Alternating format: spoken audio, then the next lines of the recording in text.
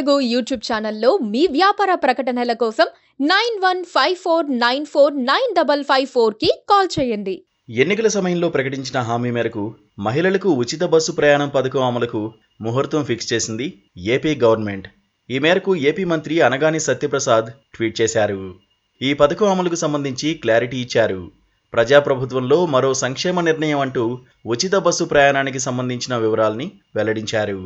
రాష్ట్రంలో మహిళలు ఎప్పుడెప్పుడా అని ఎదురు చూస్తున్న ఉచిత బస్సు ప్రయాణం అమలుకు ముహూర్తం ఫిక్స్ చేశారు.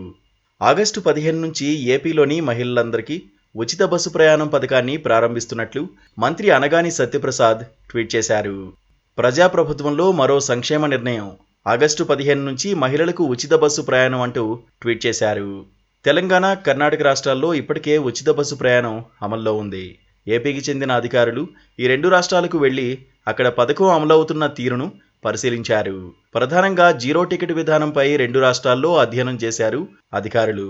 ఇక ఏపీలో ఉన్న పరిస్థితులు, రోడ్లకు అనుగుణంగా ఈ పథకాన్ని ఎలా అమలు చేయాలనే అంశంపై ఫోకస్ పెట్టారు. ఈ మేరకు ప్రాథమికంగా ఓ నివేదిక సిద్ధం చేసినట్లు తెలుస్తోంది. అయితే తెలంగాణలో ప్రస్తుతం అనుసరిస్తున్న విధానమే సరిపోతుందని ఆర్టీసీ అధికారులు భావిస్తున్నట్లు సమాచారం. రాష్ట్రంలో పల్లె వెలుగు, అల్ట్రా పల్లె వెలుగు, ఎక్స్ప్రెస్ సర్వీసులు ప్రధానంగా నడుస్తున్నాయి. విజయవాడ, విశాఖపట్నం, తిరుపతి వంటి నగరాల్లో సిటీ ఆర్డినరీ బస్సులు, మెట్రో ఎక్స్ప్రెస్ సర్వీసులు నడుస్తున్నాయి.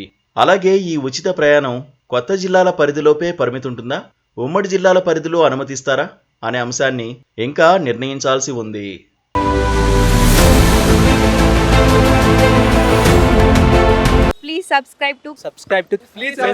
Please subscribe to KTV Telugu. KTV Telugu. KTV Telugu. KTV Telugu channel.